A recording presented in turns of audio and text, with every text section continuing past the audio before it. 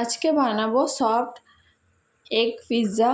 তো প্রথমে egg pizza বানানোর জন্য আমার এখানে প্রথমে লাগবে 2 চামচের মতো ইস্ট নিয়েছি, তারপর কুসুম গরম পানি আর দিয়েছি 2 টেবিল চামচ চিনি আর পরিমাণ মতো নুন দিয়ে তারপর একটু ভালোভাবে মাখিয়ে নেওয়ার পর আমি এখানে 1 কাপ বড় কাপের মধ্যে 1 কাপ আমি এখানে ময়দা ব্যবহার করেছি।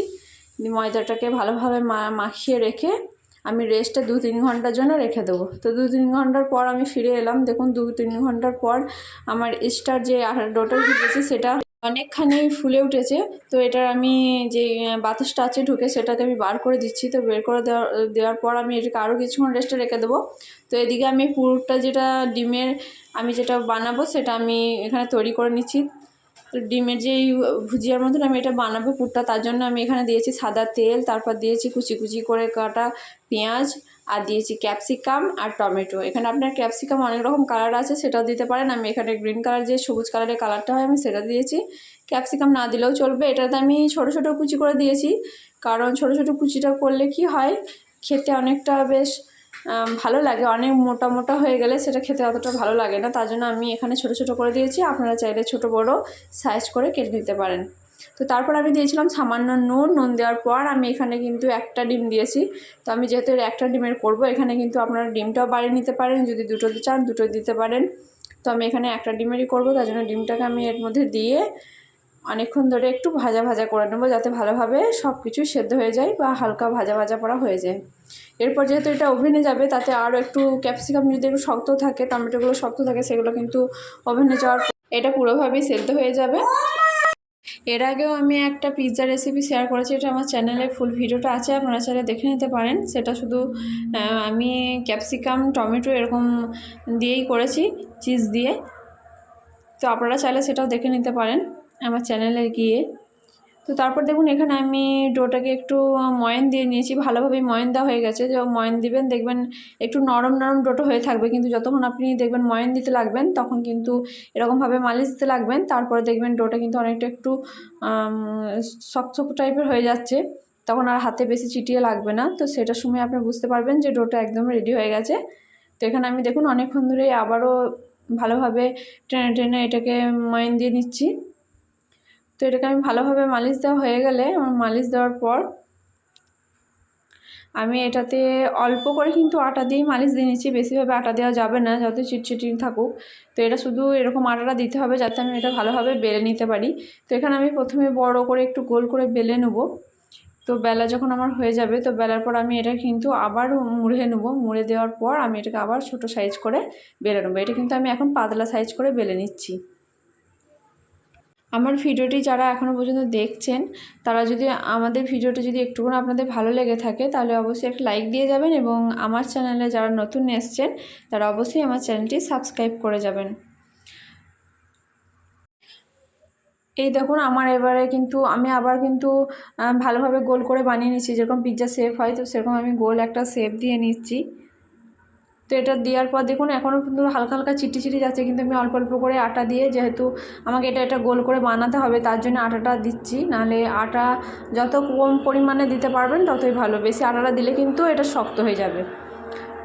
তো এটা আমি ডোটা ঠিক এরকম মোটা করে রাখবো একটু, কারণ এটা আবার অনেকটা ফুলে উঠবে। ইস্টার কারণে এটা অনেকটা ফুলবে, তার জন্য আমি ডোটা ঠিক এরকমভাবে রাখবো। রাখার পর দেখুন আমি ওই সাইডে একটু ডো আমি আলাদা রেখে দিয়েছি, ওইটা দিয়ে আমি যেই পিৎজার বর্ডার হবে সেই বর্ডারটা আমি তৈরি করব এটা দিয়ে। তো দেখুন এখানে আমার গোল ট্রে ছিল না, তার জন্য আমি যে চৌকো ট্রেটা ছিল তার মধ্যে আমি কিন্তু পিৎজাটা বানাবো। এটাতেও খুব সুন্দর পিৎজাটা হবে, কারণ এটা আমি আগের পিৎজাটাও আমি কিন্তু এই ট্রেতেই বানিয়েছিলাম, খুব সুন্দর হয়েছিল। তো দেখুন এখানে আমি গোল করে পিৎজাটা আমি এখানে বসিয়ে দিচ্ছি। তো এখানে বসিয়ে দিচ্ছি ভালোভাবে। বসিয়ে দেওয়ার পর আমি যেই সাইডের ডোটা ছিল সেই ডোটাকে দিয়ে আমি দুটো সরু সরু করে দুটো ভাগ করে নিয়েছি। তো এরকম সরু সরু করে লম্বা লম্বা করে দেখুন এরকমভাবে টেনে টেনে বড় করে নিচ্ছি। তো এরকম দড়ির মতন করে নিতে হবে। তারপরে একটা করা হয়ে গেলে আমি ওইটাকেও আমি এরকম বড় লম্বা করে বানিয়ে নিচ্ছি। এখানে আমার দুটোই বানানো হয়ে গেছে। এটা কি যেমন ঘুরিয়ে ঘুরিয়ে এটার ওপরে ওইটার ওপরে এরকমভাবে ঘুরিয়ে ঘুরিয়ে করে দেবেন, যা দেখবেন কত সুন্দর একটা বর্ডারের মতন তৈরি হয়ে যায়, কিন্তু এটা দেখতে পিৎজাটা আরও ভালো লাগে। তো এরকম আমার দেখুন ভালোভাবে দেখলেন যে কীরকমভাবে আমি বানিয়েছি। তো এটাকে দেওয়ার পর আপনারা যদি বসাতে না পারেন, সাইডটা যদি না বসাতে, এরকম একটু অল্প করে পানি দিয়ে দেবেন, দিয়ে টিপে টিপে বসিয়ে দেবেন, দেখবেন খুব সহজে এটা বসে গেছে বর্ডারটা। কিন্তু বর্ডারটা দেওয়ার পর পিৎজাটা যেন দেখতে আরও সুন্দর লাগে। আর সাইডটা অনেকটা মোটা রাখতে হয়, তার জন্য আমি প্রথমে গোল করে বেলে নিয়ে বর্ডারটা দেবো বলে সেরকম আমি প্লেন করে বেলে নিয়েছিলাম। তো বর্ডার দেওয়ার পর এটা আমার ভালো, এখানে আমার দেখুন বর্ডারটা দেওয়া হয়ে গেছে। তো আমি এটা একটা কাঁটা চামচের সাহায্যে ভিতরের ছিদ্র সিদ্ধ করে নেব, যাতে এটা যখন আমি তৈরি করতে দেবো তার না ফুলে না ওঠে। সাইডগুলো ফুলবে কিন্তু ভিতরটা ফুলে উঠলে সব মশলাগুলো যেগুলো দেবো সেগুলো উপর দিয়ে বাইরে বেরিয়ে চলে আসবে। তারপরে এখানে আমি দিয়েছি পিৎজা সস। তো পিৎজা সস দিয়ে আমি এখানে দুই চামচের মতন পিৎজা সস ব্যবহার করেছি। তো পিৎজা সস দিয়ে আমি ভালোভাবে এটাকে গোটা চারিদিকটা আমি ভালো মাখিয়ে দেবো, সাইডগুলো ছেড়ে। তারপর আমি দেখুন ডিমের যে ভুজিয়ার পুরটা আমি করেছিলাম, ডিমের যেই পুরটা, সেই পুরটা আমি এর মধ্যে দিয়ে দিচ্ছি। তো পুরটা ভালোভাবে আমি সাইডগুলো দিয়ে ভালোভাবে ছড়িয়ে নিচ্ছি, যাতে একদম সাইডে না চলে আসে, বাইরে দিয়ে না বেরিয়ে যায়। তারপর এখানে আমার ডিমের পুরটা দেওয়া একদম হয়ে গেছে। তো এখানে আমি যে কিউব চিজগুলো পাওয়া যায় সেগুলো আমি ছোট ছোট কিউব চিজ দুটো কিনে এনেছিলাম। তো সেই দুটোকেই আমি এটা গ্রেট করে নিয়েছি। তো এখানে দেখুন যেই ছোটো চৌকো যে গ্রেটগুলো থাকে সেগুলো দিয়ে আমি এরকম ধারা করে গ্রেট করে নিয়েছি। তো গ্রেট করার পর আমি এটার মধ্যে চিজগুলো সবটা দিয়ে দেবো।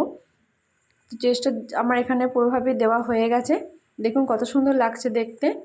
আপনারা কিন্তু খুব সহজে এটা দোকানে কিনে আনা থেকে ঘরে খুব সহজেই বানিয়ে নিতে পারবেন। এটা আমি ওভেনে বানাচ্ছি, আপনারা চাইলে কিন্তু এটা চুলাতেও বানাতে পারেন, চুলাতেও এটা খুব সুন্দর হয়।